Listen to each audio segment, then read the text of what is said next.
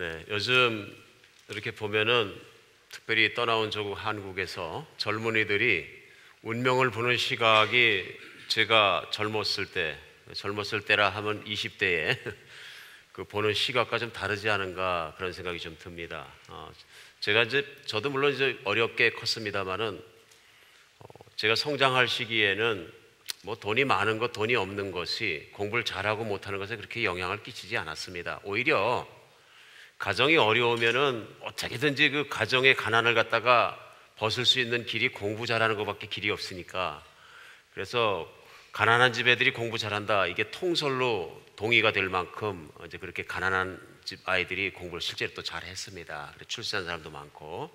근데 요즘은 그게 안 된다 그러네요. 그래서 강남 사는 사람들이 역시 공부를 잘하고, 역시 부잣집 아이들이 쪽집게 도삼이 돼서 공부 열심히 하기 때문에 시험도 잘 보고 좋은 학교 가고 좋은 직장을 갖는다. 그래서 부잣집 아들은 계속 부잣집 아들로 살고 가난한 집 아들은 계속 가난한 집 아들로 사는 건 아니냐. 그래, 가난한 아이들은 제대로 못 가서 대학 들어가는 것도 어렵고, 대학 들어가서도 돈이 없으니까 공부만 하면은 좀 날 텐데 아르바이트 막 3개, 4개 해야 되고, 그렇게 해서 그냥 겨우 졸업만 했는데 직장 가려고 보니까 보통 100대 1의 바늘구멍을 통과해야 되니까 시커먼 구멍을 통과해야 되고, 직장을 통과하고 나서도 바늘구멍 통과했는데 그 다음에 또 진급의 바늘구멍을 또 통과해야 된다. 생각만 해도 젊은이들이 질려버린다. 그래가지고 젊은이들이 운명론적으로 그냥 아무렇게나 사는 사람들도 많지 않느냐, 이제 그런 얘기들 들었습니다. 운명, 이제는 자기 스스로 정말 바꿔버릴 수 없는 그 운명 때문에 엄마들이 안 되니까 어떻게 하면 어릴 때 애들을 갖다가 성형외과 데려가서 손금을 다시 판다. 그래서 수명선도 바꾸고 무슨 뭐 공부선, 이제 그 출세선 다 바꿔서 우리 아이는 손금을 바꿨으니까 인생의 팔자와 운명이 바뀔 것이다. 정말 이렇게 그런 얘기들을 이렇게 들으면은 불쌍하기도 하고 막 이해가 가기도 합니다. 세상 삶이 어째 힘들면은 아이들 데려가서 손바닥에 성형시키겠느냐, 이해가 갑니다. 여러분, 운명은 어떻게 결정되고 운명은 어떻게 바뀌는 걸까요? 우리 인생을 태어나서 한 번쯤은 생각해 볼 문제인 것 같죠, 그죠? 우리 주일마다 모이면 우리의 기준은 늘 성경입니다. 단 하나밖에 없는 책, 하나님이 말씀하신 책. 성경을 뭐라 그러실까요? 성경은 하나님을 만나면 운명이 달라집니다. 하나님을 만나면 분명히 운명이 변화하는 거예요.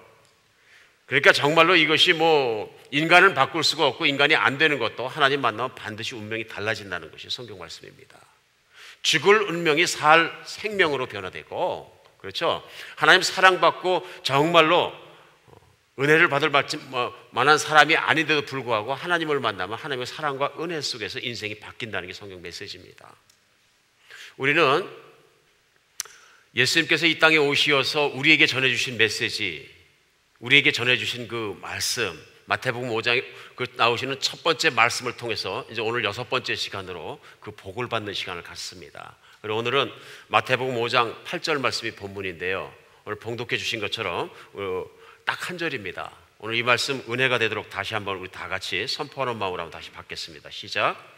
마음이 청결한 자는 복이 있나니 그들이 하나님을 볼 것이며. 아멘. 아멘. 저 나름 이렇게 고민을 많이 하다가 이 말씀을 준비하면서 이 말씀이 어려웠어요. 그렇게 안 풀리네요. 저한테는 산상보훈이요. 힘들었어요. 근데 무슨 생각이 났느냐 하면은, 많은 분들이 말씀을 듣지만은 예수님이 앉으셔서 부족한 제가 말씀을 전할 때 들으실 때 어떻게 느끼실까? 그 생각을 하니까 갑자기 당황스러운 거예요. 그래서 말씀은 중요한 게 예수님이 들으실 때 기뻐하는 말씀을 역시 준비해야 되겠구나.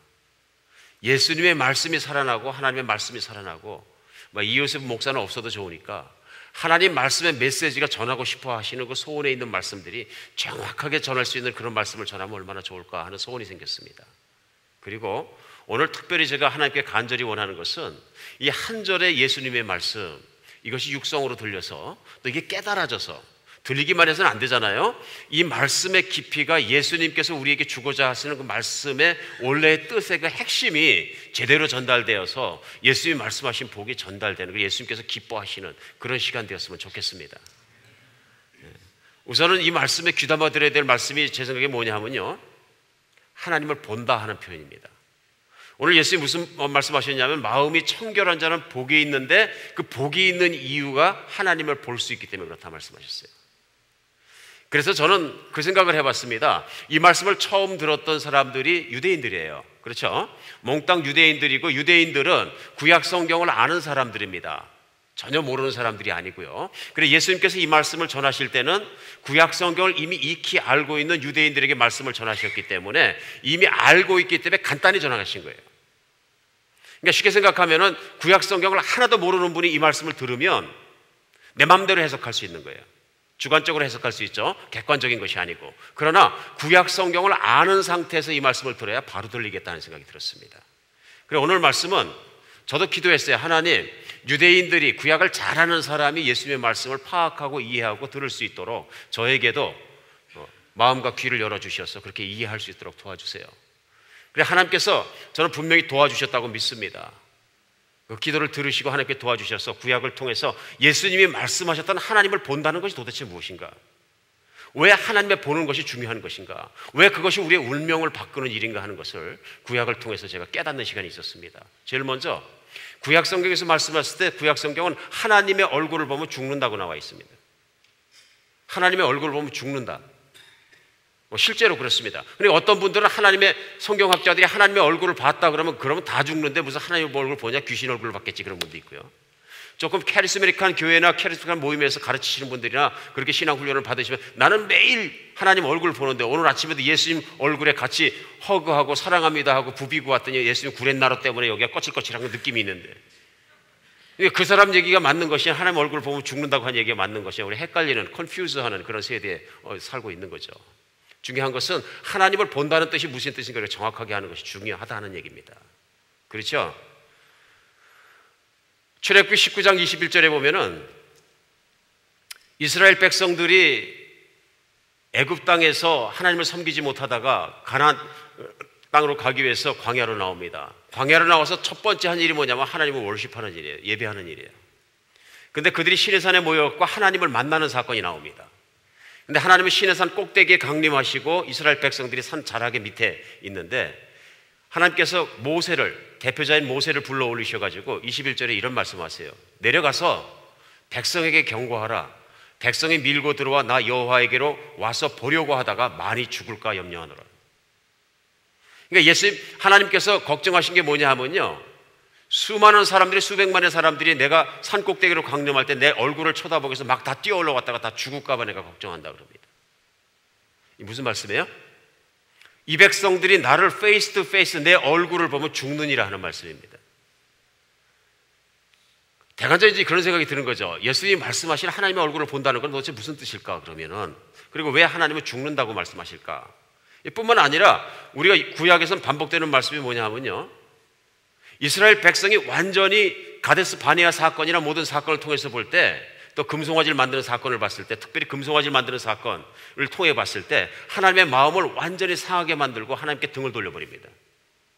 그러니까 하나님께서 뭐라 그러시냐면, 내가 이 백성을 없애고 새로운 백성을 일으켜주겠다 모세에게 얘기합니다. 그러자 모세가, 하나님 그러시면 안 됩니다. 그러시면 이 백성이 하나님의 은총을 입은 백성인데 중도에서 이들을 버리면 열방에 있는 다른 백성들이 하나님 뭐라고 하겠습니까? 그러시면 안 됩니다. 이 백성을 용서해 주시옵소서. 그러니까 하나님께서 용서해 주십니다.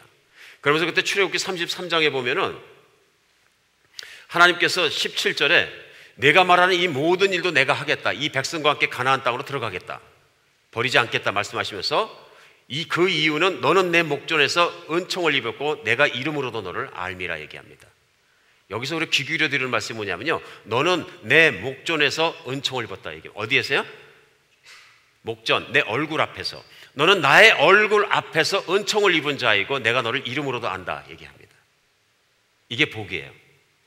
하나님의 목전에서 은총을 입는 것, 이게 얼굴을 보는 거라고, 믿음으로 얼굴을 보는 것이죠. 그러니까 모세를 얘기할 때 너는 내 목전에서 은총을 입었다고 말씀하셔서 네 말을 다 들어주겠다. 그 이유는 왜요? 은총을 입었기 때문에 말을 들어주는 거예요. 그러니까 이 모세라는 사람이요, 대단한 사람이 하나님과 진짜 가까웠었던 거예요. 지금 생각하면 당돌하다고 느낄 수 있을 정도로 그 말씀이 떨어지자마자 하나님께 청을 드립니다. 원컨대 주의 영광을 내게 좀 보여주시옵소서. 여러분 그런 기도 해보신 적 있어요? 하나님의 영광을 내게 좀 보여주시옵소서. 모세 이거 보면 대단한 사람이에요. 영적 욕심이 대단한 사람이에요. 그러니까 하나님께서 모세에게 그 얼굴을 보여주시지 못하고요, 그래서 출애굽기 33장 20절에 하나님 뭐라 그러시냐면은 또 이르시되 내가 내 얼굴을 보지 못하리니 나를 보고 살 자가 없음이니라 말씀하십니다. 내 얼굴을 보면 살 자가 없기 때문에 내가 너에게 얼굴을 보여주지는 않겠다. 그러나 너는 내 목전에서 은총을 입었기 때문에 내가 내 영광을 내 앞에서 지나가게 하고 내 손으로 너를 덮어서 내가 내 앞을 보면 죽기 때문에 내 뒷자락만 보게 하겠다. 그러면서 실제로 하나님이 하나님의 영광을 지나가게 하면서 뒷자락만 보게 하십니다. 우리는 이 사건을 잘 알고 있습니다. 하나님의 영광을 보면 죽는 것일까요? 하나님의 얼굴을 보면 죽는 것일까요? 왜 죽는 것일까요? 왜 하나님이 사랑하는 백성 이스라엘 백성을 선택했음에도 불구하고 이스라엘 백성들은 하나님의 얼굴을 볼 수 없었을까요? 이것이 우리의 큰 질문이어야 합니다. 그래야 우리 예수님이 말씀하신 마음이 정말 청결한 자는 복이 있나니 저희가 하나님을 볼 것이요 하는 그 볼 것이요라는 말씀의 뜻이 깨달아지는 것입니다. 이것이 중요한 것 같습니다. 하나님의 얼굴에 눈두개, 코 하나, 입 하나 달리신 분이냐 그 이목구비가 중요한 것이 아니고요, 하나님은 영이십니다. 오늘 중요한 것은 뭐냐면은 믿음으로 하나님께서 나를 은총 가운데 바라봐 주신다는 것이 하나님의 얼굴을 보는 것이라는 얘기죠. 그러니까 어떤 사람들이 이걸 직역하고 잘못해서 하나님의 얼굴을 육신적으로 보기 위해서 노력하는 것은 이건 뭘 환상주의자이고 신비주의자예요. 잘못 생각하신 거예요. 믿음으로 하나님의 얼굴을 볼 수 있는 것이죠. 물론 마지막 날에 우리가 예수님과 함께 살 때는 얼굴과 얼굴이 마주 볼 것이요 하는 약속이 있습니다. 그러나 우리가 현재 육신 가운데 사는 동안은 믿음으로 하나님의 얼굴을 보는데 무슨 얼굴을 보는 거예요? 내 얼굴을 보는 거예요? 하나님 무슨 얼굴을 보는 거예요? 은혜로운 얼굴을 보는 것입니다. 그래 구약에서도 찾아보면 민수기 6장에 보면은요, 이스라엘 백성을 하나님의 복 주시기 원하는데 제사장 아론을 시켜서 복을 주시는 기도를 하게 합니다. 축도죠. 그러니까 그 축도의 내용이 뭐냐면 많은 분이 아시는 것처럼 민수기 6장 23절부터 이렇게 시작합니다. 아론과 그의 아들들에게 말하여 이르기를 너희는 이스라엘 자손을 위하여 이렇게 축복하여 이르라. 여호와는 내게 복 주시며 너를 지키시기를 원하며 여호와는 그의 얼굴을 내게 비추사 은혜 베푸시기를 원하며 여호와는 그 얼굴을 내게 향하여 드사 평강 주시기를 원하노라. 진짜 좋은 기도문이에요. 복 받으면 어떻게 된다고요? 여호와께서 그 얼굴을 내게 비추사, 잘 들으시기 바랍니다. 그 얼굴을 내게 비추사 은혜 주시기 원하며 그 얼굴을 내게 드사 평강 주시기를 원하노라. 아멘? 기가 막힌 복이에요. 무슨 얘기냐면 하나님을 만나는 것, 하나님이 관심을 받는 것, 하나님의 사랑을 받는 것만 해도 중요한데 하나님이 그 얼굴을 드사 너를 은혜롭게 바라보신다는 거예요. 하나님이 그 얼굴을 드사 너를 평화롭게 만드시고 사랑 가운데 바라보신다 하는 얘기예요. 이게 얼마나 중요하냐면요, 하나님을 딱 만났는데 하나님의 얼굴이 완전히 분노 폭발한 얼굴이에요. 어떻게 돼요? 죽습니다. 죽습니다. 큰일 나는 겁니다. 내가 하나님의 분노한 얼굴 밑으로 들어갈 것이냐, 내가 하나님의 은혜로운 얼굴 밑으로 들어갈 것이냐, 그 차이인 거예요. 내가 하나님의 얼굴을 볼 것이요 하는 얘기는 뭐냐면요, 구약성경 민수기에 나와 있는 하나님의 은혜를 맛볼 것이요 하는 얘기입니다. 그래서 이스라엘 백성들이 사모했던 게 뭐냐면 하나님께서 그 은혜의 얼굴을 내게 비치시고 은혜의 빛을, 그 얼굴을 내게 비춰주시는 거예요. 다른 건 몰라도 자녀들 자기 전에 꼭 붙잡고 머리에다 손 올리고 이 기도는 해주세요. 민수기 6장입니다. 6장 23절로 26절. 그렇죠? 하나님이 그 얼굴을 내게 드사 내게 은혜 내리게 주시고 하나님이 그 얼굴을 드사 너에게 평강 주기를 원하시고, 외우기도 쉬워요. 하나님의 은혜를 받은 아이, 하나님의 얼굴을 볼 수 있는 아이로 자라는 것이 참 중요하다는 얘기죠. 이스라엘 백성의 축복 중에 축복은 바로 이거였어요. 오늘 이런 복이 하나님의 은총의 얼굴을 비추어 주시는 것, 이것이 복인데, 그럼 성경 안에서 이스라엘 백성들에게 이런 일이 일어나느냐? 결론은 뭐냐면요, 안 일어났다는 거예요. 하나님의 이런 얼굴을 못 보았다는 거예요. 왜요? 마음이 청결하지 못하기 때문에. 오늘 예수님이 신약에서 어디서 예수님이 처음 하신 말씀이 아니고요. 시편에 보면 하나님의 얼굴을 보는 사람들의 마음 상태가 나와요. 시편 24편 3절로 4절에 보면요, 여호와의 산에 오를 자가 누구며 그의 거룩한 곳에 설 자가 누구냐? 그 손이 깨끗하며 마음이 청결하며 뜻을 허탄한 데 두지 아니하며 거짓 맹세하지 아니하는 자로다. 하나님의 성산 곧 하나님의 성전에 들어서 하나님의 얼굴을 볼 자가 누구냐, 이런 얘기입니다. 제일 먼저 손이 깨끗하며 행위로 악을 저지르거나 죄악을 저지르지 아니하며, 그런 뜻이죠. 마음이 청결하며, 마음이 깨끗해서 자기의 욕심과 자기의 교만과 자기의 판단과 자기의 길을, 자기 육신의 욕망의 길을 따라가지 않고 하나님의 말씀의 뜻을 따라가는 사람이며, 그런 뜻이에요. 뜻을 허탄한 데 두지 아니하며 이 세상의 욕심의 욕망을 만족하는 그것에 모든 인생의 목표를 두지 않고 하나님의 영광의 뜻을 맞춰두며 거짓 맹세 안 하는, 거짓말을 하지 않는 자로다. 예를 들어서 구체적으로 이런 사람이 깨끗한 사람이고 청결한 사람이고 하나님의 얼굴을 볼 수 있는 사람이다. 하나님의 얼굴을 본다는 얘기는 하나님의 은혜의 얼굴을 기대할 수 있는 사람이라는 얘기예요. 하나님께서 그 은혜의 얼굴을 드사 은혜를 주시고 평강을 주시고 사랑을 주시는 그 사랑받는 사람, 하나님의 은혜의 얼굴을 볼 수 있는 사람들은 이런 종류의 사람이다. 그런데 문제는 뭐냐면 이스라엘 사람이 이렇게 살았느냐? 구약 성경의 결론은 그렇게 살지 못했다는 거예요. 이스라엘 백성들이 하나님의 뜻을 따라 그 은혜를 받을 수 있는, 은혜의 얼굴을 볼 수 있는 그런 얼굴을 살지 못할 때마다 그냥 놔두신 것이 아니라 어떻게 해요? 하나님의 마음을 아는 선지자들을 보내셨어요. 이스라엘이 한창 도탄에 빠졌을 때, 외세가 침입해 들어오고 막 정말로 나라가 유지될지 모르고 힘들 때에 기도했겠죠. 금식하고 기도했다 그래요. 그랬을 때 하나님께서 이사야라는 선지자를 통해서 이사야서 59장에 보면은 그들의 기도가 응답되지 않고 하나님의 은혜의 얼굴을 만나지 못하고 분노의 얼굴을 만난 이유를 하나님께서 설명하세요. 그래서 선지서 이사야서 59장 1절로 3절은 이렇게 말씀하십니다. 여호와의 손이 짧아 구원치 못하심도 아니요 귀가 둔하여 듣지 못하심도 아니라 오직 너희의 죄악이 너희와 하나님 사이를 갈라놓았고 너희의 죄가 그의 얼굴을 가리어서 너희에게서 듣지 않으시게 함이니 이는 너희 손이 피해 너희 손가락이 죄악에 더러워졌으며 너희 입술은 거짓을 말하며 너희 혀는 악독을 내밀어. 시편 24편에 말씀하시는 하나님의 얼굴을 보는 사람 반대예요. 실제로 이스라엘 백성들이 그 반대의 일을 하면서 금식하고 기도하고 제사드리고 하나님 앞에 나오니까 하나님 말씀이, 선지자를 통해 하신 말씀이 뭐냐면 하나님의 손이 짧아 하나님의 능력이 없어서 너희를 외세로부터 구원해주고 안전한 세상을 살게 허락해 줄 수 없는 것이 아니라 하나님이 너희들이 기도를 하는데 기도를 못 들었기 때문에 기도를 응답해 주시지 않는 것이 아니라 오직 너희 죄악이 하나님과 너희 사이를 갈라놓았다 얘기해요. 더 구체적으로 뭐라고 말씀하시면 너희의 죄가 그의 얼굴을 가리어서 너희를 듣지 않으시게 했다. 너희의 기도를 외면하게 하시다. 하나님의 얼굴이 더 이상 너희를 바라볼 수 없게 만들었다, 이런 말씀이에요. 하나님의 얼굴 굉장히 중요한 것입니다. 너희의 죄악이 하나님의 얼굴을 가리워서 그 은혜의 얼굴을 가리우고 이제 더 이상은 너희가 하나님의 은혜를 받을 수 없느니라는 선포입니다.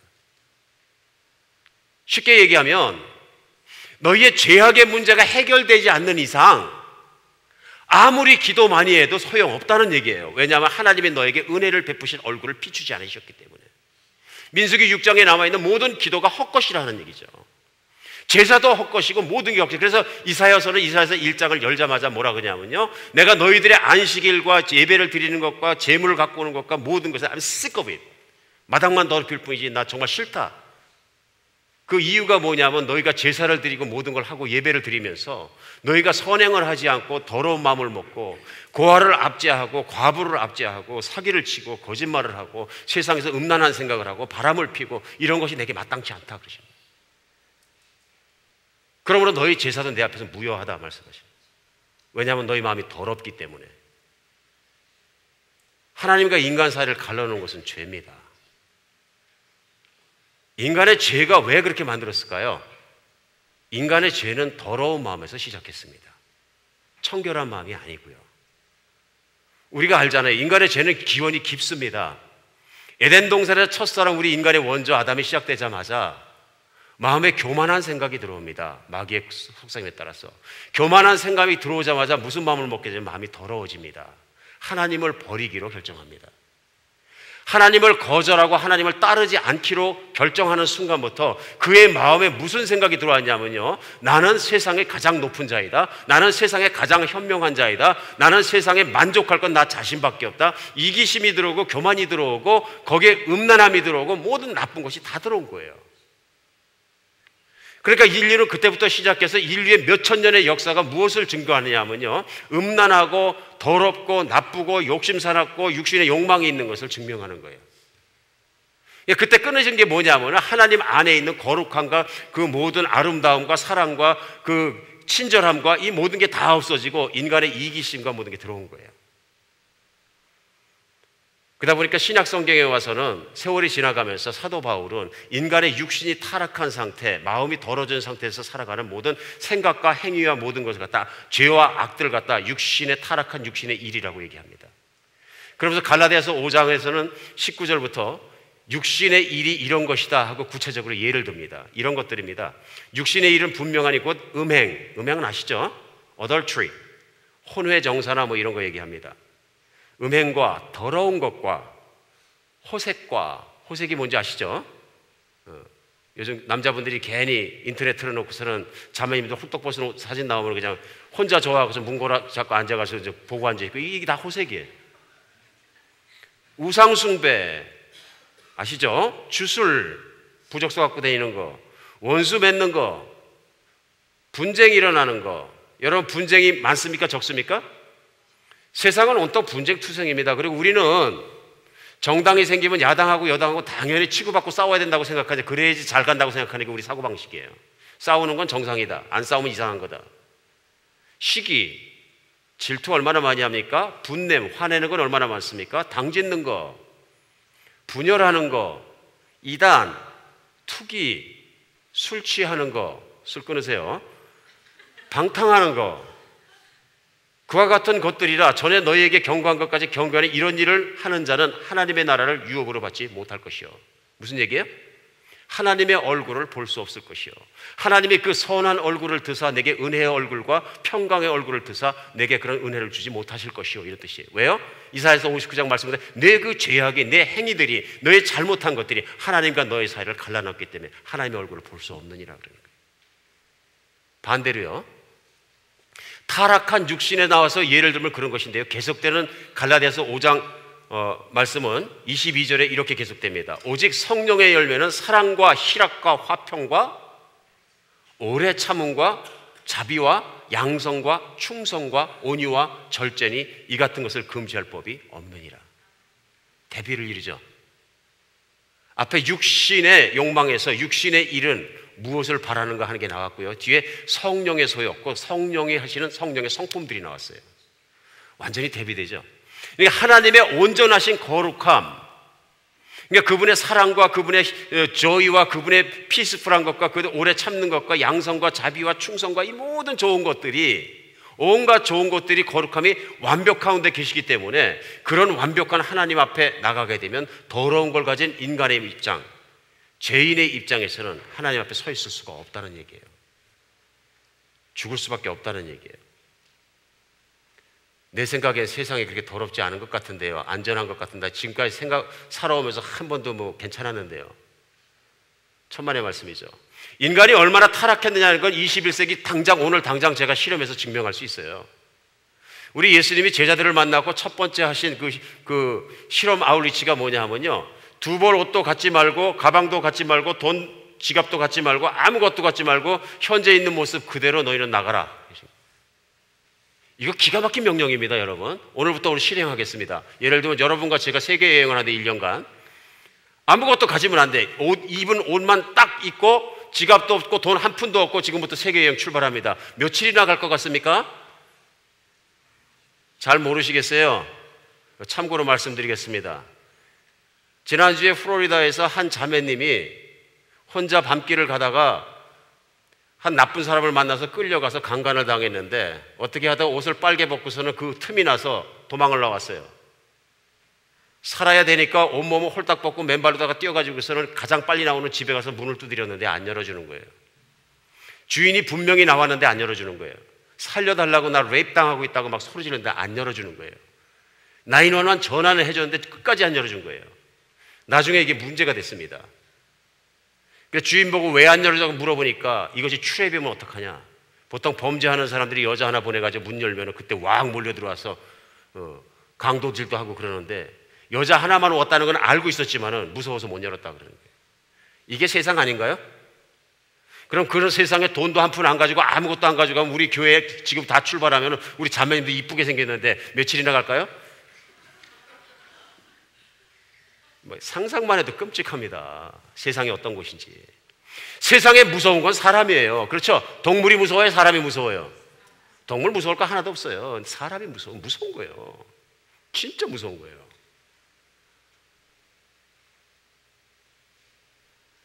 마음이 청결한 자는 복이 있나니 저희가 하나님을 볼 것이요. 하나님을 볼 것이요. 세상이 청결하지 않고 사람의 마음이 청결하지 않고 행위가 깨끗하지 않고 죄악덩어리란 얘기예요. 죄악덩어리란 얘기예요. 그렇기 때문에 그런 거죠.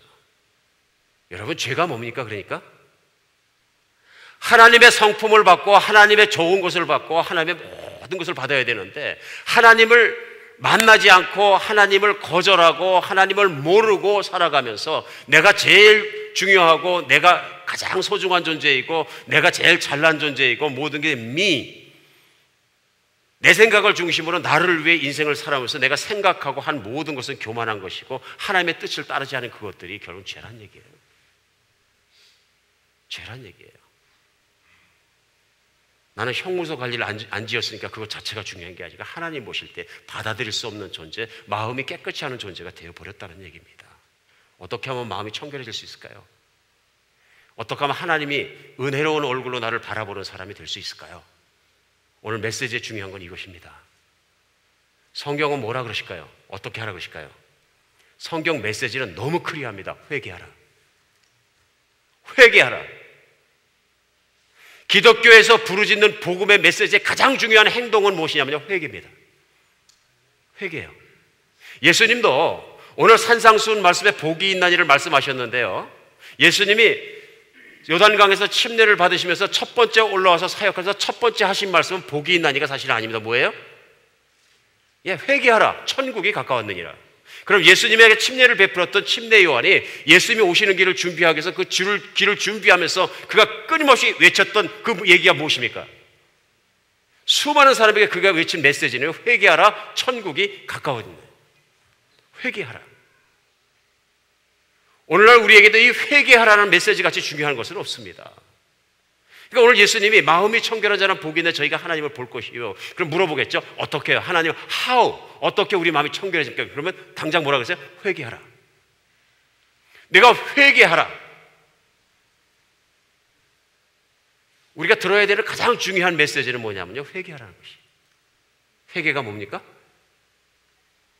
이렇게 돈 세는 거? 회개? 그건 회개고 이건 회개. 그랬더니 회개면은 회색 강아지. 그 개가 아니고 이 회개는 한자 단어라 그렇죠? 그냥 쉽게 생각하면 뭐예요? 돌이키는 겁니다. 돌아서는 거예요. 내가 생각하는 방향, 살아가는 방향, 모든 방향을 지금은 돌으라는 거예요. 실제 구약 성경에 그렇게 보니까 이스라엘 백성들이 하나님에게 은혜를 받지 못할 삶과 생각을 하며 살아가는 모습을 보면서 돌이켜라, 돌이켜라, 돌이켜라 메시지를 주신 경우가 있어요. 돌아서는 거예요. 360도 돌아서면 삥 돌아가고 똑같은 길로 가는 거니까. 회개는 뭐냐 하면요, 180도 돌아서는 거예요. 어디에서 어디로? 내 육신의 욕심을 따라서, 내 자신의 생각을 따라서, 이기심을 따라서, 욕망을 따라서, 음란한 길을 따라서, 인생의 정말 모든 걸 따라서 내가 내 길을 교만하게 인생을 뛰어가다가 이렇게 가면 죽는 길로 가는구나. 하나님의 얼굴이 없구나. 분노밖에 만날 것이죠. 확 돌아서 어디로 가는 게 하나님으로 뛰어가는 거예요. 이게 회개예요. 쉽습니까? 어렵습니까? 되게 어렵습니다. 어렵습니다. 이게 쉬우면 교회마다 가면은 회개하라! 그럼 사람이 막 다 몰려들어야 되는데 교회마다 가서 귀하는 죄를 지셨습니다. 회개하세요. 돌아서세요. 하나님이 미워하십니다. 얘기하면 뭐라 그래요? I hate that. 저 목사는 혼자만 목사인가 그냥 나 겁 막 팍팍 주고 가면은 막 기분 나빠. 저 목사는 밝은 목사가 아니야. 어두운 목사야. 정죄감이 강한 목사야. 금방 비판합니다. 제가 신학교 다닐 때 교회 성장학과, 교회 부흥론 뭐 이런 거 배울 때 보면은 진짜예요. 그때 강사님이 오셔가지고 하신 첫 번째, 개척교회 목사가 안 해야 될 세 가지가 있습니다. 시작하는 거예요. 첫 번째가 뭐냐면 죄 얘기하지 마세요. 제가 그때 강의 들으면서 첫 번째 질문, what? 그래서 왜 그러냐 그러니까 설명을 해주는 거예요. 사람들이 싫어하는 얘기는 할 필요가 없는 겁니다. 사람들에게 왜 메시지를 전합니까? 천국 가기 위해서 하는 거 아닙니까? 그럼 그 사람들한테 얘기를 할 때 천국은 이렇게 좋고 하나님은 이렇게 사랑이 많으시고 그렇게 하면 천국 가고 싶어지니까 교회 올 거 아닙니까? 그리고 천국을 가게 하고 천국으로 인도하면 되는 것이지, 왜 그 사람들을 지옥이 있습니다, 죄를 졌습니다, 그 얘기 막 있고 부들부들 떨어갖고서 강제로 천국으로 밀어넣으려고 그럽니까? 자발적으로 천국 가게 하지 강제로 천국 밀어넣지 마세요 그러는 거예요. 아멘입니까? 다행이네, 아멘 안 해서. 그게 중요한 게 아니죠. 실제 미국에 있는 대형 교회에 그런 분들 많아요. 목사님이 그렇게 설교하신 거 들었고 그렇게 설교학을 강의하는 것도 제가 직접 들었어요. 제가 증인이에요. 대형 교회, 초대형 교회. 죄 얘기하지 마라, 회개 얘기하지 마라, 그런 얘기하지 말고 천국 얘기하고 좋은 얘기하고, 그래서 자발적으로 천국 가게 만들면 기뻐서 교회 섬기고, 그게 교인 아니냐? 오늘 그거 다 깨시기만 하면 wrong! 비성경적입니다. 예수님은 천국 가고 마음이 청결해지는 길이, 유일한 길이 천국 가는 길이라 그랬어요? 아니면은 회개를 해야 갑니까? 회개라는 길을 통하지 않고는 아무도 천국 못 가요. 그러니까 오늘날 21세기 교회 안에 있는 가장 큰 문제, 교회 밖의 문제는 뭐냐면요, 회개를 강의하지 않을 뿐 아니라 회개하지 않고도 천국을 갈 수 있다고 거짓말하는 사람들이 있는 거예요. 여러분, 회개 안 하고 죄의 문제를 해결하지 않고 천국 갈 수 있는 사람은 아무도 없습니다. 선포합니다. 예수님께서도 이 자리에 분명히 앉아 계시거니와, 제가 단언할 수 있는 얘기는 성경을 아무리 봐도 예수님의 선포하신 말씀 중에서 죄의 문제를 해결하지 않고 회개하지 않고 천국 가는 사람 다 사기꾼이고 거짓말입니다. 그러니까 사도들도 사도행전 23장에 보면 사도 베드로가 수많은 사람이 모였을 때 설교하잖아요. 우리를 천국으로 인도해 주실 수 있는 유일한 메시아 예수 그리스도가 이 땅에 오셨도다. 그러나 너희가 그를 십자가에 못 박여 죽었도다. 그러나 하나님께서 그를 3일 만에 살리셨다. 그러니까 그 얘기를 듣고 가슴이 찔려가지고 사람들이 물어봅니다. 형제여, 그럼 우리가 어떻게 할 거? 그러니까 너희가 회개하여, 잘 들으셔야 돼요. 너희가 회개하여 각각 예수 그리스도의 이름으로 침례를 받고 죄사함을 받아라. 죄 문제를 해결해라. 그리하면 성령을 선물로 받으리니. 너의 죄의 문제가 해결이 되고 깨끗해진 그 다음에 너희가 하나님의 얼굴을 보리니 하는 뜻이에요. 성령이 너희 안에 오시리니 하는 말씀은요. 오늘 우리가 이게 너무나 중요한 것이 왜 그러냐면요, 하나님의 은혜를 갈구하는 세대이고 하나님의 복을 받는 건 중요하고 부자가 되는 것도 중요하고 축복받아 자녀가 잘 되는 것, 자녀가 좋은 직장 들어가는 것, 좋은 배우자 만나는 것 다 중요한 얘기지만, 그거 중요할 거 없는 것이 지옥 가면 그게 뭐가 중요해요? 결과가 하나님의 은혜의 얼굴을 발견하는 것이 아니고 내가 보니까 하나님의 분노 안으로 계속 들어가는 것이면 그게 다 소용없는 짓이죠. 여러분, 은혜에는 특별한 은혜가 있고 일반적인 은혜가 있어요.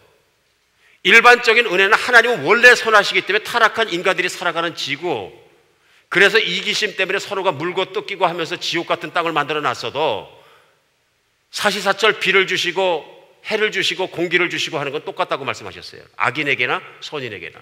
믿으십니까? 이건 원래 하나님이 선하시기 때문에 하나님께서 정죄하시고 판단하실 모든 심판을 참으시기 때문에 일어나는 일반적인 은혜예요. 하나님의 보편적인 성품을 보여주는 거예요. 창조자예요. 그러니까 교회 안 다니는 사람도 좋은 직장 들어갈 수도 있고 부자가 될 수도 있고 다 될 수 있어요. 언제까지요? 예수님 재림하실 때까지요. 그때까지 보류하셨거든요. 중요한 건 뭐냐 하면요, 내가 지금까지 살아온 길이 다 틀렸다는 것을 알고 하나님께로 돌아서야 합니다. 회개는 어떻게 시작할까요? 죄를 고백하는 거로 시작합니다. 회개는, 이건 제 말씀이 아니라 성경 말씀이에요. 이것도 요한일서 1장 9절에 보면요, 만일 우리가 우리 죄를 자백하면 그는 미쁘시고 의로우사 우리의 죄를 사하시며 우리의 모든 불의에서 깨끗하게 하시고. 요한일서 1장 9절에 있는 말씀처럼 제일 먼저 우리가 해야 될 일은 뭐예요? 만일 우리가 우리 죄를 자백하면. 그런데 이게 안 쉬운 거예요. 우리 인간이 제일 힘들어하는 게 뭐냐면요, 나의 나쁜 부분, 어두운 부분, 더러운 부분, 잘못한 부분을 드러내는 겁니다. 그러니까 본능적으로 어떻게 하냐면 꽁꽁 숨기는 거예요.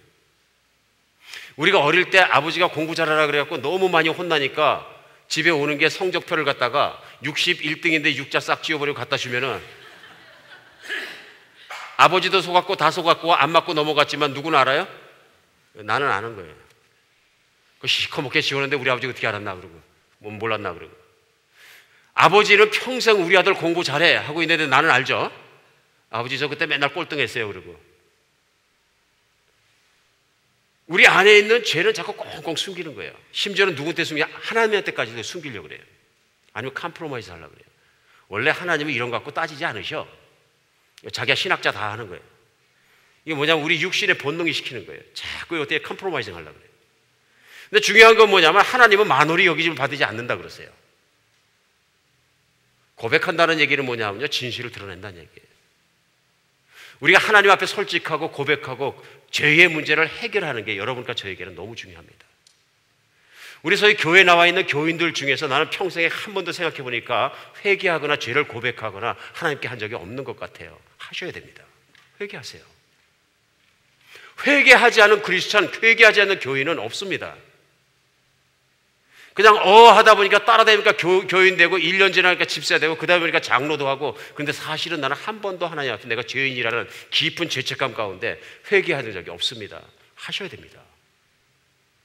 나는 한 번도 죄의 문제를 갖다가 회개하고 하나님 앞에서 해결할 수 있는 길이 없었던 거예요. 하셔야 됩니다. 우리가 회개할 때는 반드시 돌아설 때는 생각해야 되는 게 뭐냐면요, 내가 과거에 지었던 죄의 문제는 고백해야 되고 고백하는 것뿐만 아니라 내 죄가 깨끗해지기 위해서는 하나님께서 대가를 치르셨다는 사실을 기억해야 합니다. 그 대가가 뭐냐면 예수님이 십자가에 못 박혀 죽으시고 그 피가 흐르고 그 피의 대가로, 죽음의 대가로 나의 죄가 치워졌다는 걸 예수님의 십자가 앞에서 느껴야 돼요. 느껴야 돼요. 느낀다는 얘기는 뭐냐면요, 받아들인다는 얘기는 뭐냐면요, 내가 과거에 살아왔던 건 육신의 욕망을 따라서 다 그렇게 살았는데 내가 그 죄를 따라서 죄의 종이 돼서 살았던 게 지긋지긋합니다. 육신의 노예로 살아온 게 너무 살았던 게 후회스럽습니다. 그래서 내가 돌아서는데 이제는 그냥 돌아서는 게 아니라 예수님이 죽으신 그 예수의 십자가의 죽음을 내 죽음으로 받아들이고 내 육신의 죽음으로 내가 받아들여서 내가 죽겠습니다 같이. 그리고 내 생명을 드리는 거예요. 예수를 믿는 사람, 깨끗해졌다는 사람들은 모두 누구냐면요, 그 죽음을 내 죽음으로 받아들이고 내가 그 십자가에서 죽은 사람들이 깨끗해질 수 있는 거예요. 왜요? 내가 죽었기 때문에 내가 돌아설 때는 새 생명으로 깨끗한 사람으로 돌아서서 하나님께 가는 거예요. 회개의 이 과정을 바로 이해하지 못하고 회개를 바로 하지 못한 사람들 신앙생활이 평생 집덩어리, 평생 힘들고요, 은혜는 하나도 없는 거예요. 그걸 뭐라 그러냐면 종교생활이라 그러는 거예요. 교회 생활 할 수 있고 출석할 수 있고 다 할 수 있는데요, 나의 안에 신앙의 기쁨과 하나님을 만나는 것과 하나님의 얼굴을 볼 수 있는 길은 없는 거예요. 내 생명을 남겨드리고 180도 해제해서 하나님을 따라가는 것, 십자가에 내 몸을 받고 이제는 정말로 하나님의 뜻대로. 그래서 정말 사도 바울의 갈라디아서 2장 20절 고백처럼 내가 그리스도와 함께 십자가에 못 박혔나니 그런즉 이제 내가 산 것이냐 그리스도께서 내 안에 사신 것이라. 이 말을 이해하고 받아들이고 내 것이 되고 내가 그 삶을 시작하고 돌아선 사람만이 회개한 영혼이에요. 그 다음부터 이제 죄를 끔찍하게 생각하는 거죠. 회개의 깊이가 신앙의 깊이입니다. 우리 착각할 때가 너무 많아요. 회개는 돌아서는 거거든요. 그러니까 이걸 착각하니까 어떻게 착각하느냐면요, 어떤 부흥의 집회 같은 데 가고 그러면요 울어요. 회개하고 울고 통곡하고 다 좋아요. 죄를 고백하고 통곡하고 돌아서는 것까지 좋은데 완전히 돌아서지 않고 삶은 하나도 안 변해. 물론 그 중에서 회개하고 이제 삶이 변하는 분들도 계십니다. 근데 아주 많은 분들이 가만히 관찰해 보면 삶은 하나도 안 변해. 왜 그런지 아세요? 후회는 했는데 회개를 안 했기 때문에 그런 거예요. 왜 그런지 아세요? 눈물을 흘린 것 그 자체가 회개라고 생각한 거예요. 내가 눈물을 흘렸기 때문에 나는 거룩해졌다고 생각하는 거예요. 아니에요. 그건 낭만적인 생각이에요. 낭만적인 생각이에요. 많은 경우에 우리가 카리스메리카라는 얘기는 뭐냐면은 현장에 임재하신 하나님의 임재 속에 들어가서 그 임재에 반응하는 거기 때문에 카리스메릭해지는 거예요. 그건 잘못된 거 아니에요. 근데 극단적으로 그 길을 가다 보니까 눈물을 흘리는 행위 그 자체가 나를 거룩하게 만든다고 생각하는 거예요. 그렇게 가르치고 은연중에 그렇게 인도하는 거예요. 근데 문제는 뭐냐면 눈물을 흘렸다고 내가 한 바가지를 쏟았다고 내가 거룩해진 건 아니에요. 문제는 뭐예요? 돌아서야 되는 거예요. 돌아서야 되는 거예요. 내가 눈물을 흘리고 그것을 후회했으면 과거에 살아왔던 나를 눈물을 흘리게 만들고 예수를 십자가에 죽게끔 만들었던 그 죄악으로부터 돌아서야 되는 거예요. 삶이 변해야 안 변해요? 그럼 변합니다. 회개의 깊이가 신앙의 깊이인데 회개를 속 깊이 하지 아니하고 삶을 통해 하지 않으니까 열매를 맺지 못하는 거예요. 회개의 열매가 뭡니까? 회개에 합당한 열매요. 내 죄인인 걸 깨닫고 하나님 앞에 진짜로 내가 마음을 내서 내가 과거의 삶을 후회하고 그리스도를 만나 십자가에 못 박고 이제는 그렇게 살지 않겠습니다. 딱 돌아섰을 때 그 십자가의 보혈을 통해서 사랑하시고 십자가에 죽기까지 날 사랑하시는 하나님의 사랑이 마음에 느껴지니까 예수님 소리만 나와도 가슴이 울렁거리고 눈물이 쭉 흐르고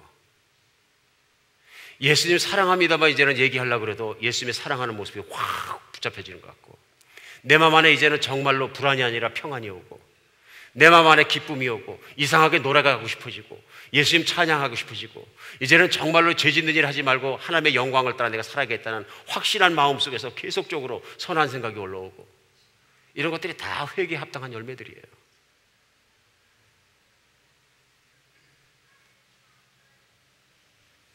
그때 바로 예수님이 말씀하시는 마음이 정결한 자는 복이 있나니 저희가 하나님을 볼 것이며 하나님의 친밀하심이 하나님의 속 깊이 만나주심이 내 마음에서 만나주시고 현실에서 만나주시고 삶에서 만나주시고 인생 가운데 만나주신 하나님이 속 깊이 타치하시고 나를 끌어가시고 나와 사귀어 주시는 친밀하심이 나와 함께 있다는 걸 아는 사람이 된다는 얘기입니다. 오늘 메시지의 핵심은 이것입니다. 우리는 속 깊이 회개한 것만큼 회개의 깊이만큼 하나님의 가슴의 깊이를 만날 수 있는 거예요. 나는 회개 안에서도 하나님 얼마든지 만난다. 아닙니다. 지금도 죄 짓고 계신 겁니다. 겸손해야 합니다. 십자가 앞에 그 하나님의 아들의 십자가의 죽음 앞에서 우리는 무릎 꿇을 수밖에 없습니다. 우리는 죄인일 수밖에 없는 겁니다. 연세대학교 초대 총장이셨던 백낙준 박사님의 아버지 백사경 씨라는 분이 시각장애인이셨습니다. 근데 특이하게도 점 치는 분이셨어요. 그런데 그 점을 얼마나 잘 치는지 돈을 막 끌어모았다 그래요. 그냥 돈을 많이 벌고 나니까 이분이 마음이 바뀌어가지고 본처와 자식을 놔두고 젊은 여자를 얻어가지고 나가서 살림을 차려 사시게 됐대요. 어느 날 전도자를 만났는데요, 이 전도자가 당신의 영혼과 후손들의 장래를 위해서 회개하고 예수 믿고 똑바로 사시오. 근데 집에 왔는데 그 말이 계속 생각이 나더래요. 당신의 후손과 자신을 위해서 그 소리가 계속 들면서 이게 내가 내 인생뿐만 아니라 후손의 인생까지 망가뜨리고 있구나. 그 죄책감에 짓눌려갖고 밤새도록 잠을 자지 못하고 그 다음 날은 교회를 찾아갔대요. 근데 마침 교회 예배드리는 날 들어갔더니 그 자리에서 자기가 살아왔던 인생의 우상을 섬기는 것과 뭐 거짓말을 한 것들과 자기가 가족을 버린 것들과 그 모든 것들이 밀려들면서 자기가 얼마나 죄인 걸 깨닫고 그 자리에서 그냥 그리스도인이 돼버렸어요. 회개를 하고 다 돌아서가지고 다시는 그렇게 살지 않겠습니다. 거기서 예배에서 끝나고 다시 점치는 사람이 됐으면 그건 회개가 아닌데 이분이 그 다음 날부터 바로 점치는 거 걷어치워버리고 살림 걷어치워버리고 본가로 들어가서 성실하게 살았어요. 그래서 그 아들이었던 백낙준 박사를 중학교 보내고 고등학교 보내고 열심히 노력해가지고 예일대학교 유학까지 보내가지고 그 참 1900년도초에 유학을 보낼 수 있는 시기입니까? 그러나 유학까지 보내가지고 예일대학교에서 박사학위 받고 들어와서 연세대 총장하고 문교부 장관하고 아주 그냥 그 신실한 신앙인으로서 한국의 지성인으로서 신앙인으로서 어떤 그 하나님의 쓰임의 어떤 한 획을 그을 수 있는 하나님의 쓰임받는 종이 되었다 그런 얘기입니다. 이겁니다. 내가 죄인으로 살다가 돌아서서 회개하고 하나님께 가면 하나님의 은혜로우심이, 그 얼굴이, 그 진자하심이, 그 선하심이 나의 가슴에, 나의 삶에, 나의 일상에 통해서 드러난다는 얘기입니다. 사람들은 예수 믿어서 열심히 기도하니까 자기 자식이 높은 데 오려고 잘 되는 그 상급만 기대하지만 더 중요한 건 뭐냐면요, 내가 회개하고 사람의 본질이 달라지는 것입니다. 믿으십니까? 우리 회개를 역겹게 생각하지 않는 여러분과 제가 되었으면 좋겠습니다. 오히려 하나님 내 가슴을 깨뜨려 주시옵소서. 내 하나님 내 딱딱한 가슴을 부셔 주시옵소서. 그래서 내가 더러운 사람이면서 더러운 거 모르고 뻔뻔한 고개를 쳐들고 하나님 앞에 살아왔던 정말로 교만하고 하나님 앞에 얼굴 뜨뜻한 내 모습을 깨뜨려 주시옵소서. 하나님 새벽마다 집에 있을 때, 혼자 있을 때마다 무릎 꿇고 하나님 앞에 회개하시게 하시고 하나님 정말 깨끗한 마음으로 살게 도와주시옵소서. 일주일 내내라도 내가 주님 앞에 회개했습니다. 그런 마음이 되는 게 오히려 중요하다고 생각합니다. 그래야 되는 것입니다. 사랑하는 여러분, 정말 하나님 앞에, 하나님의 그 영광 앞에 덧없이 무릎 꿇을 수 있는 여러분과 제가 되었으면 좋겠습니다. 우리 두 번째 분명히 알아야 되는 것은 우리가 회개의 깊이만큼 신앙의 깊이가 오기 때문에 회개를 해야 되는 것뿐만 아니라 매일 죄는 일일 결산해야 합니다. 우리가 예수를 믿는 사람들도 많은 분들이 그 얘기합니다. 어떤 분이 요즘 신앙이 좀 뜨겁고 성령 충만하고 그저 찬양하는데도 뜨겁게 찬양하고 기도도 뜨겁게 하고 인생이 바뀌고 막 그런 간증들을 하면은 에이, 안 그런 사람 있나? 한때는 다 처음에 첫사랑 할 때는 온이올 꽃사랑 하듯이 그렇게 다 뜨겁고 그랬다가 세월이 지나고 고참이 되면 나처럼 이렇게 좀 노련해지는 거지. 헬로? 이건 노련해진 게 아니에요. 이건 딱딱해진 거죠. 타락한 거지요. 떨어진 거지요. 망한 거지요. 신앙이 없어진 거지요. 우리의 마음은 예수를 처음 만날 때나 오늘 처음 만날 때나 내가 10년 지나서나 똑같이 예수를 그렇게 그런 마음으로 사랑하라는 것이 성경 말씀 메시지예요. 내가 그렇게 안 된 이유는 하나밖에 없어요. 내가 그동안 회개를 보류하거나 안 했거나 미뤄온 거예요. 그러니까 어떻게 되냐면 내 마음이 다시 딱딱해져서 하나님 얼굴을 볼 수가 없는 거예요. 하나님 얼굴을 볼 수가 없고 하나님의 임재를 느낄 수가 없고 하나님 가까이 갈 수가 없으니까 또 내 마음대로 사는 거예요. 내 느낌대로 사는 거고요. 내가 스스로 믿음이 있다고 생각하면 스스로 믿음이 있다고 생각해요. 그러니까 나는 육신적인 사람이에요. 변한 거예요. 나도 모르는 사이에 성령의 지배를 받는 사람이 아니라 육신의 지배를 받는 사람이 되니까 내 판단대로 내 생각대로 살아가는 거예요. 멀쩡하게 외모는 그리스도인이 분명하고 어쩔 땐 목사로서 장로로서 목자로서 모든 것으로 직분자로서 뭐 다 가지고 있는데 믿음이 그럴듯해 보이는데 하나님은 못 속이는 거예요. 이건 망한 거예요. 신앙이 우리 돌아서야 합니다. 이런 일이 왜 생기냐면요, 죄를 일일 결산 안 하니까 생기는 거예요. 하나님이 우리에게 원하시는 건 뭐냐면요, 우리가 일일 결산하는 겁니다. 매일매일마다 하나님의 말씀 앞에 나가서 임재 앞에 나가서 기도하면서 하나님 앞에서 내가 오늘 지은 죄를 깨끗이 다 박박 씻어버리면 매일 하나님의 선하신 얼굴을 볼 수 있잖아요. 이건 너무 중요합니다. 그래서 일생에 한 번만 마음이 청결해서 하나님의 얼굴을 보는 게 중요한 게 아니고 우리는 매일매일 하나님의 얼굴이 필요한 겁니다. 그런 찬양 있잖아요. 새벽에 깰 때에 그 영상에 만족하리. 그죠? 하나님의 얼굴을 새벽에 눈을 떴을 때 본 그것만으로 제가 만족하고 얼마나 순수한 밤이에요. 밤에 침대에 들면서 내가 발만 닦고 샤워하고서 내가 잠자리에 들어가는 것이 아니라 영적인 일을 결선 하나님, 오늘 하루 중에 제가 교만한 생각을 한 것이 무엇이 있습니까? 제가 형제에게 가슴 아플 얘기를 한 것이 무엇이 있습니까? 돌아보고 하나님이 있으면 제가 다 회개하게 해주세요.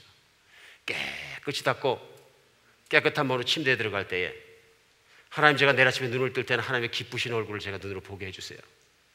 하루를 그렇게 시작하게 해주세요. 오늘 내가 죄를 그대로 끌고선 주님 정말 잠들지 않게 해주세요. 그래서 제가 잠들었다 죽거나 잠들었을 때 주님 오시면 제가 죄인의 모습으로 발견되지 않습니까? 맞습니까? 매일매일 죄를 일일 결산하는 여러분과 제가 되었으면 좋겠습니다. 우리 인생 중에 중요한 건 뭐냐면요, 하나님이 우리에게 회개할 마음과 회개할 기회를 주셨다는 것입니다. 주셨다는 것입니다. 회개하지 않는 그리스도인, 회개하지 않는 교인은 있을 수가 없는 것입니다. 왜냐하면 우리 기독교에 희망을 주는 첫 번째 메시지는 회개하랍니다. 왜냐하면 지금 당장이라도 회개하면 마음이 깨끗해지고 몸이 깨끗해지고 새로운 인생이 되고 하나님의 선하심을 만날 수 있다는 것이 복음이고 좋은 뉴스인 것입니다. 오늘 여러분과 제가 하나님을 그렇게 돌아서는 시간 되었으면 좋겠습니다. 어쩔 때는 성령의 근심하심에 따라서, 근심케 하심에 따라서 걱정도 좀 많이 해야 됩니다. 일주일 내내 필요하신 분들은 내 마음속에 고백되지 않은 죄, 회개되지 않은 죄, 정리되지 않은 죄 때문에 고민하는 여러분과 제가 되었으면 좋겠습니다. 기도하겠습니다.